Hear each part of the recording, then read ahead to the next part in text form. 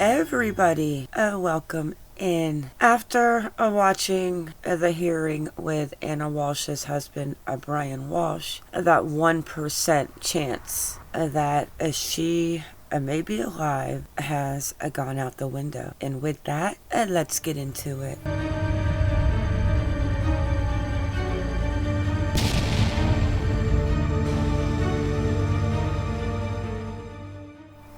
Let's start off with the actual arraignment with Brian Walsh and listen to the evidence that the state has found. But there's one little part in there that absolutely blew my mind. But let me say, my thoughts and prayers do go out to Anna Walsh, her family, her children, and may she rest in heaven.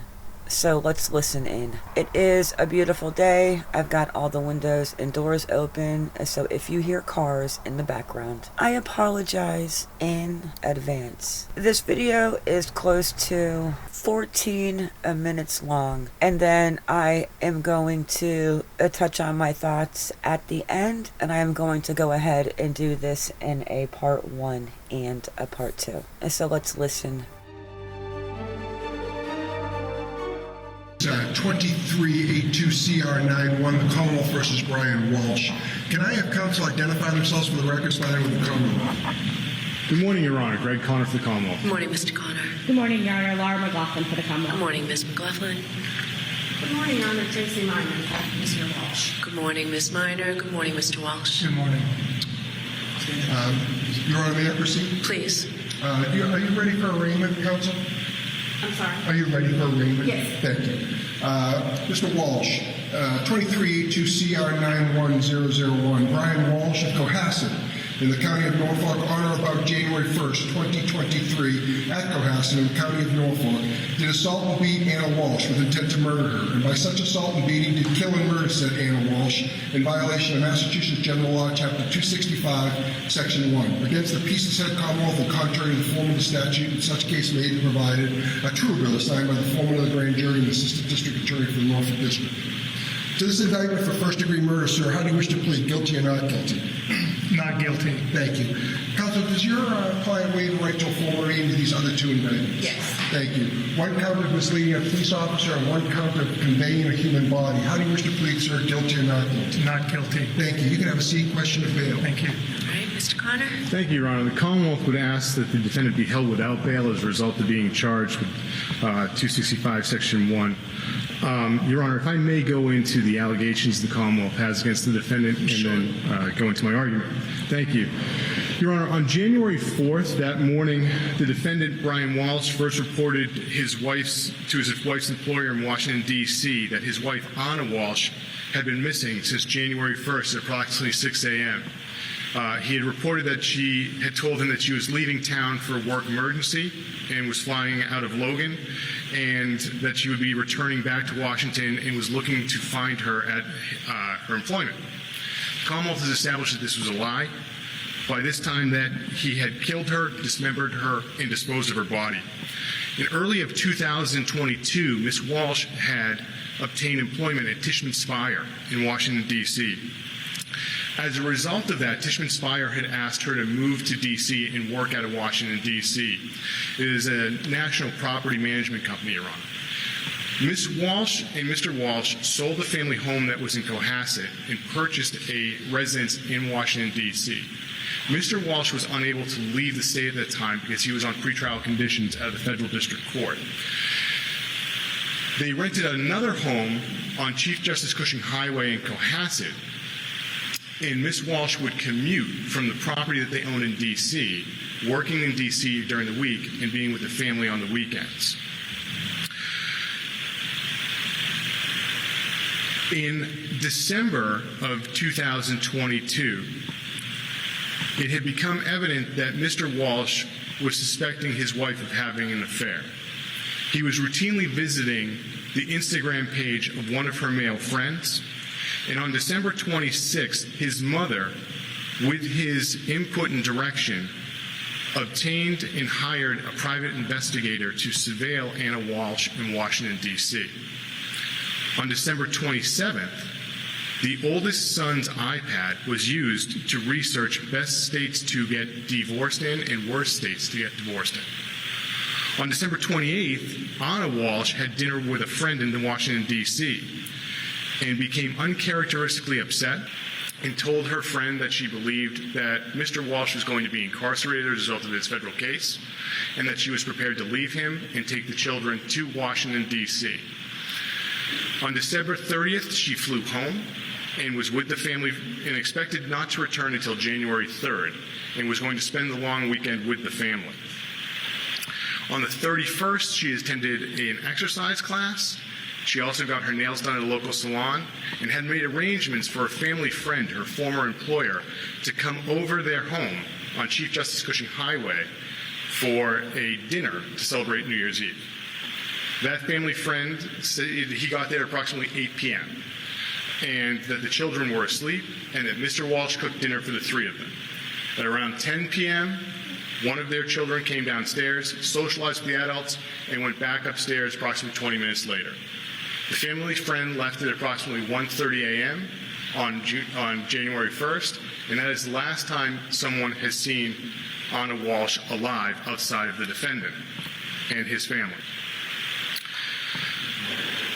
What happens is later on in the early morning hours, at approximately 4:50 a.m., the oldest child's iPad begins to visit websites that concern how long does it take for a dead body to smell, how long does it take for someone to be missing to be declared dead.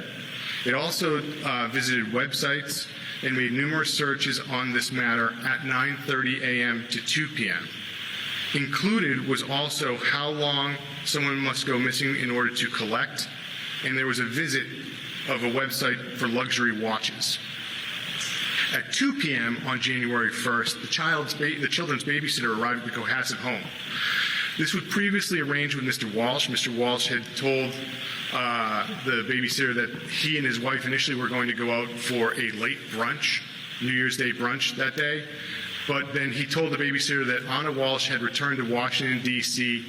That morning at approximately 6 a.m. for a work emergency, and that he needed to visit his mother in Swampscott, and asked the babysitter to stay. He had also told the babysitter and the family friend that he had lost his phone, and he had told the family friend that he had felt somewhat free having lost his phone. Subsequent analysis of his phone determined that it was actually plugged in the morning of January 1st. However, while his phone stayed at the house in Chief Justice Cushing Highway in Cohasset, the oldest child's cell phone did not. On January 1st, the oldest child's cell phone shows native location data that traveled to Shaw's Supermarket and Walgreens in Cohasset. At the time the phone is at those stores, the defendant is seen walking in on store surveillance videos by himself. It then travels later on that afternoon, approximately 5 to 5:30 p.m., to Vinin Liquors in Swampscott. Surveillance video shows the defendant's vehicle and the defendant arriving there by himself, bypassing the store, going to a dumpster in the parking lot of the store, disposing of items, then returning to his car. After it goes to Vinin Liquors, it goes across the street to an apartment complex where the defendant's mother resides. The native location from the oldest child's cell phone shows that it is by the dumpster for that apartment complex. It then travels to Lowe's in Danvers. At that time, where the phone is showing that it's at Lowe's in Danvers, the defendant walks into Lowe's in Danvers by himself on store surveillance video. He is seen purchasing numerous items, including 5 Lowe's 5-gallon buckets, a Lennox high-tension hacksaw, 48 terry cloth towels, a framing hammer, Tyvek full-coverage suit, shoe guards, mop, snips, 200 disposable rags, trash bags, Murphy oil soap, and other cleaning products. It then travels to CVS in Danvers, where Mr. Walsh is again seen on video by himself purchasing 13 different types of hydrogen peroxide. It then travels to Stop and Shop in Swampscott, where Mr. Walsh can be seen buying 3 64-ounce jugs of ammonia. The device then travels back to Mr. Walsh's mother's apartment. Mr. Walsh's mother stated that he did arrive that evening, informed her that Anna had returned to D.C. for a work emergency. At 7:15 p.m., Ms. Walsh's mother then calls her private investigator and leaves a message indicating that Anna Walsh has returned back to D.C. earlier than expected. Mr. Walsh returned home at approximately 8:30 p.m. on the 1st. At that point in time, the babysitter has left with him with the children who are asleep. From 2 a.m. to approximately 5:30 a.m., the oldest child's iPad searched and visited websites concerning instructions on how to clean blood and DNA from objects, how to remove SIM cards from phones, how to mix ammonia, and search for apartment complex in Brockton, Massachusetts. At 8 a.m., the babysitter returned to the Walsh residence. Mr. Walsh left the residence that morning and is on surveillance at Home Goods in Norwell, purchasing 3 area rugs and scented candles. The babysitter would state that by the end of the week, she had noticed that the downstairs area rugs had been replaced, as well as a kitchen trash can. Mr. Walsh returned from Home Goods, and the oldest child at this point in time had discovered his missing cell phone in a sibling's room. However, the oldest child's iPad continued to make searches on websites detailing how long Lowe's maintains security videos, how apartments maintain surveillance, and numerous articles about dismembering a human body.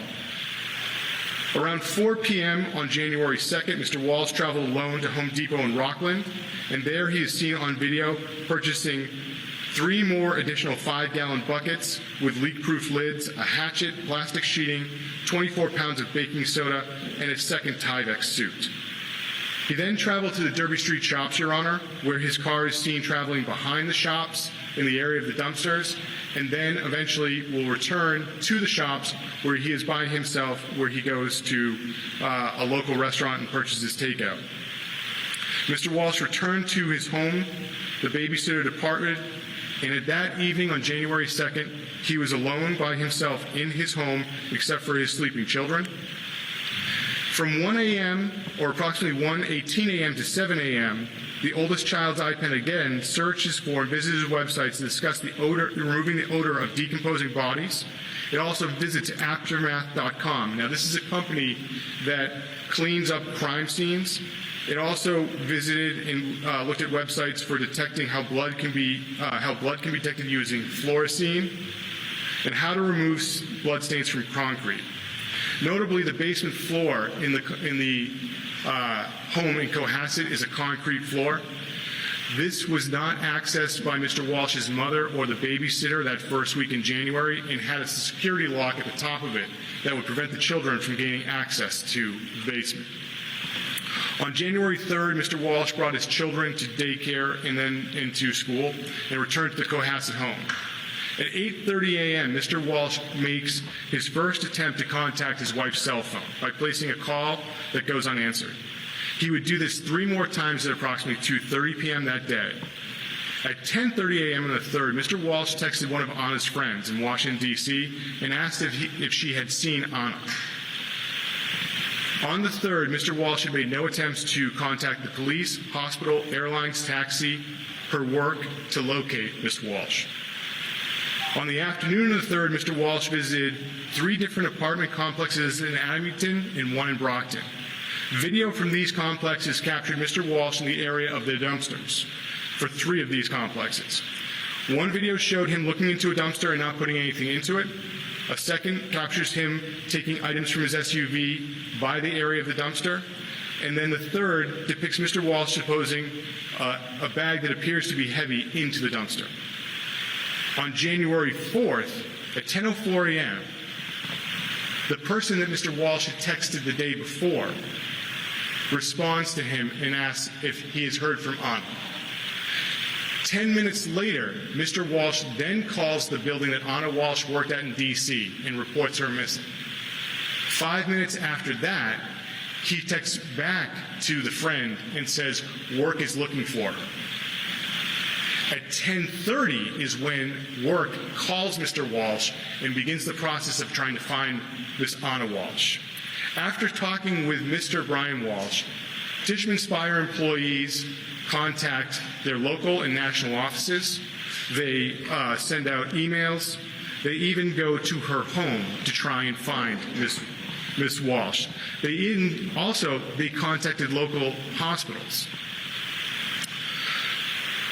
During their calls, they encouraged Mr. Walsh to report her missing to the Cohasset police.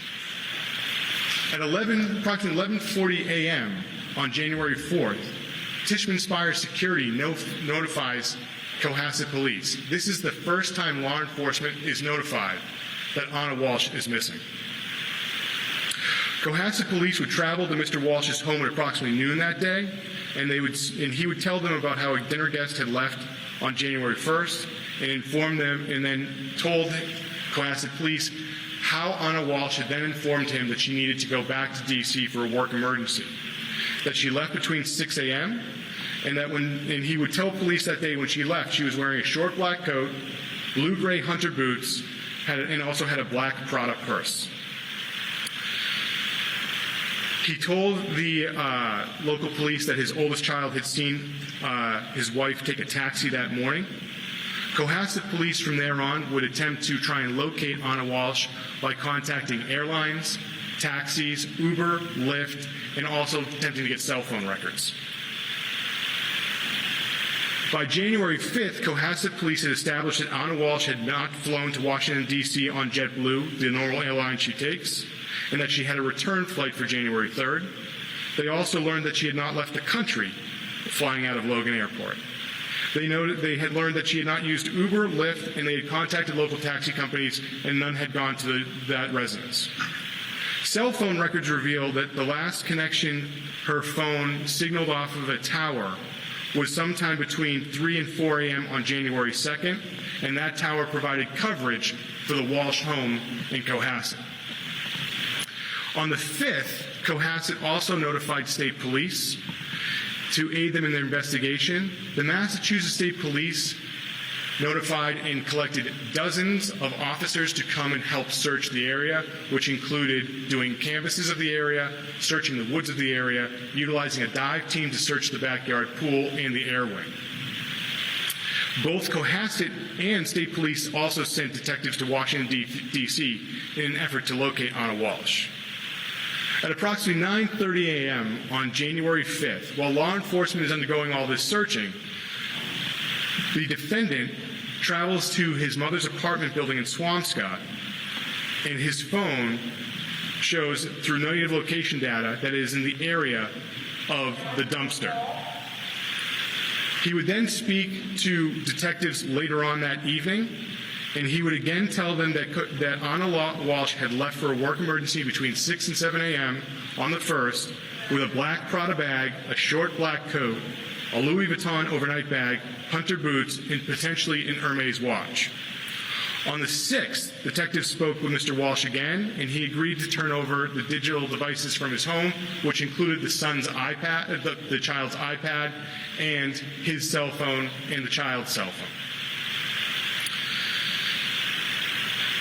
From the 6th into the 7th, investigators would download and search these devices. And in doing so, they would see the internet history of the iPad. They would see the native location data from the two phones. It had become clear at this point into the 7th that the defendant had not told the truth about the whereabouts of Miss Walsh and his whereabouts as well. For on the 6th, Your Honor, he had told investigators that he had gone to CVS and Whole Foods in the Swampscott area. Police officers went to both of those locations and could not find surveillance video of him in those two stores. On the 8th, officers obtained search warrants for Mr. Walsh's home and vehicle and began the process of searching those items over the next 2 days. In the basement, Your Honor, they were found 8 red-brown stains that initially tested positive for the presence of blood. One of those stains has subsequently gone to the lab and did not pass confirmatory testing. Mr. Walsh's Volvo SUV also tested positive for the presumptive presence of blood in the driver's side seat control areas, the passenger floor mats, and the rear trunk area.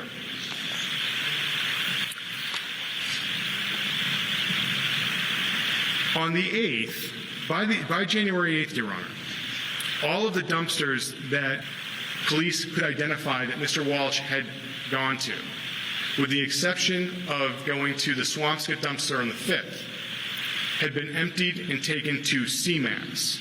CMAS is a large-scale waste-to-energy recycling facility where the contents of the dumpsters are shredded and incinerated. This process goes on 24 hours a day, and by that time, by the 8th, all of those contents had been incinerated, leaving behind only a fine ash. However, law enforcement was able to go to the Swampscott dumpster. In the Swampscott dumpster, they found items including a set of Volkswagen keys, Anna Walsh's COVID vaccination card, an Hermes watch identical to what Anna Walsh was known to wear, blue-gray hunter boots, a black product purse, and a short black coat. Also located in the dumpster, Your Honor, were rugs consistent with those that had been found that were in the living room and the kitchen of the Cohasset home. These rugs contain red-brown staining as well, and a piece of a Gucci necklace consistent with one that Anna Walsh wore was found within one of the two rugs. The dumpster contained numerous items identical to those that Mr. Walsh had purchased at Lowe's, which included a Tyvek suit, a Lennox high-tension hacksaw, hammer, hatchet, and snips. The hatchet was purchased at Home Depot. The Tyvek suit had a red-brown stain on the exterior. The stain was tested, and Anna Walsh's DNA was determined to be a contributor. The hacksaw had red-brown staining in several areas. When it was disassembled, a small fragment of bone was recovered. These items are being processed for DNA. Also in the investigation, it was determined that in 2001, Anna Walsh had taken out approximately $2.2 million in life insurance on herself, where Brian Walsh is the sole beneficiary. And as a result of working at Tishman Speyer, she has an additional more than $400,000 life insurance policy where he was the sole beneficiary. In total, her life insurance is over $2.7 million, where the defendant was the sole beneficiary. Your Honor, as a result of the extensive investigation that was done into this case, the defendant's grave incentive to flee of being charged with murder, and that he has one open matter, I would ask that the defendant be held without bail. All right. Thank you very much. Ms. Minor? Thank you, Your Honor. The defense would ask that bail be set at $250,000 in cash, and I can respond to some of the points Sure. that the prosecutor has made. Your Honor, it has been 4 months since Anna Walsh has last been seen. It was on January 1st of this year. As Your Honor knows, under Massachusetts law, a person is not presumed dead because they're missing for a period of 7 years, because it is easy for a single person to disappear if they want to disappear. In that 4 months, there's been no body found. There's been no indication of if she died, how she died. There's no murder weapon. There's no motive. The government suggests that that Brian Walsh suspected his wife of an affair, but there's really no evidence of that. His mother did hire a private investigator shortly before New Year's that year. She told Mr. Walsh that she was doing that. He said she was crazy. Anna's a good girl, but go ahead. You'll be proved wrong. The investigator never found any evidence of an affair because they didn't actually have time to start doing anything before Anna went missing. Mr. Walsh had no idea that his wife was having an affair until he learned it in discovery in this case. There was a friend over. The last time she was seen was New Year's Eve. They were having Mr. Walsh made dinner for the friend. They were having a celebratory New Year's Eve dinner. They were having champagne. They each signed the outside box of the champagne bottle, saying that 2023 was going to be their best year ever, that they were a triumvirate, that there was only good things going to happen in 2023. There was no indication of any discord, no silences, no feeling that there was anything but happiness between the couple. The friend did leave at 1:30 in the morning, and that was the last time that she was seen by an adult. With respect to the Google searches, Your Honor, yes, I get that they're problematic.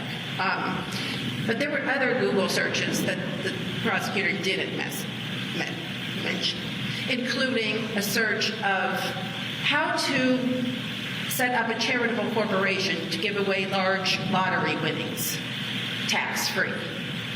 Well, Mr. Walsh never won a large amount of money in the lottery, and Mr. Walsh never set up a charitable contribution. There were also Google searches on best places to go for a family vacation in 2023.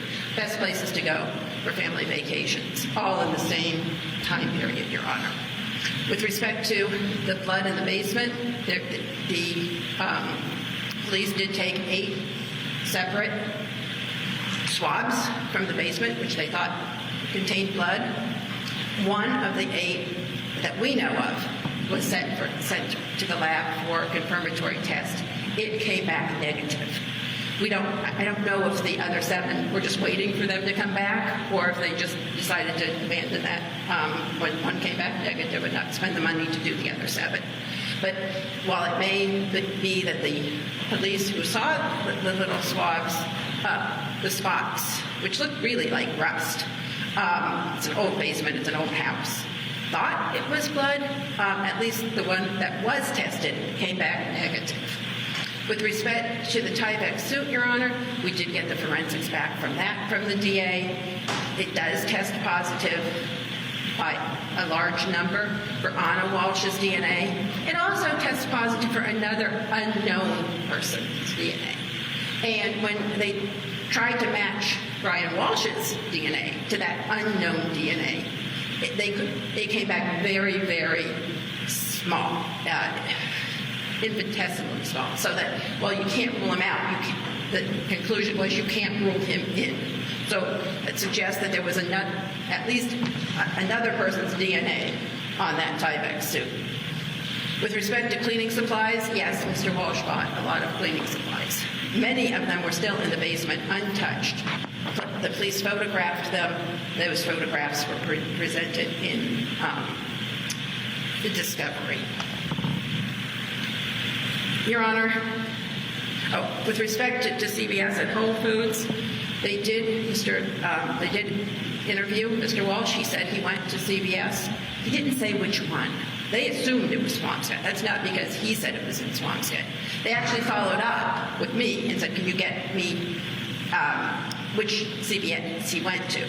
Got back to them, said Danvers, and guess what? That's where he was. They got the video. We told them which CVS it was. The fact that they went to the wrong one at the beginning was no fault of Mr. Walsh's. With respect to Whole Foods, Your Honor, Whole Foods is right next to Bennett Liquors, where the prosecutor himself said that they saw Mr. Walsh in the parking lot that day. Mr. Walsh has been cooperative with the police from day one. As the prosecutor indicated, he consented to give his phones to the police. He consented to give the iPads to the police. He allowed 3 consent searches of the place, including with blood-sniffing canines, where the canines came up with nothing. He consented to draining the home's pool, which came up with nothing. He's been nothing but cooperative in this. He did call the employer on Wednesday when she was gone for 3 days and asked if she was there. Your Honor, that followed a pattern. Since Thanksgiving, Anna Walsh was gone, was not being able to be contacted for periods of days at a time. When Brian asked her about that, she said, "Oh, don't be a worrywart. Don't call my employer." He waited 3 days to call her employer, assuming she had gone back to D.C. as she said she was going to, and was involved in a work emergency. When talking to Tishman Spire, the head of security said that they would notify the police because the security person there had contacts with law enforcement. And they, in fact, did contact both the Washington, D.C. police and the Cohasset police. The Cohasset police came out to the home in Cohasset that afternoon, and Mr. Walsh gave 2 interviews on that same day. Your Honor, the prosecution also suggests maybe a financial motive because of life insurance policies, but there's no evidence Mr. Walsh was in the least bit needing of money. His mother, as the prosecution knows, is wealthy. She's given tens of thousands of dollars to Anna and to Brian. He was not in need of anything, nor were his children. Your Honor, and that brings me to the point of Mr. Walsh has been the children. He has 3 young children who he has been the primary caregiver since each of those children were born. He's gotten them up, he's gotten them clothed, he's gotten them bathed, he's taken them to school, he's taken them to appointments, he's taken them to the beach. He was the primary caregiver of those children. Anna worked a lot. She wasn't home on nights and weekends even when she was working in Boston. She moved to D.C. for a job in March of 2022, where she would come home on weekends if she could. Not every weekend, and even on weekends when she was home, she spent a fair amount of time without being with the children. Mr. Walsh is the primary caregiver, always has been. It may be somewhat easy to disappear if you're an adult and single. It is not easy to disappear with 3 young children. Those children live in Massachusetts. The only family he has are the 3 young children, his mother, who also lives in Massachusetts. So I would suggest that there is no risk of flight here. Thank you. Anna was having an affair on Brian, we found out through the hearing. So I jumped over to Anna's Instagram to see if I could figure out who this man is, and we will definitely touch on this in part 2, as of this video is getting a very long. But I do believe this is him right here, after the little bit of investigating that I've done. Also in part 2, I want to discuss the mysterious ransom note demanding $127K. Anna Walsh's case assigned she messed up. The part of the evidence that really struck me as very strange was the unidentified other male's DNA that was found inside the white hazmat suit. Whose DNA is that? And with all of the evidence they do have, it is definitely not looking good for Brian Walsh. He is a psychopath. It takes a special kind of person to dismember the mother of your children for a life insurance policy.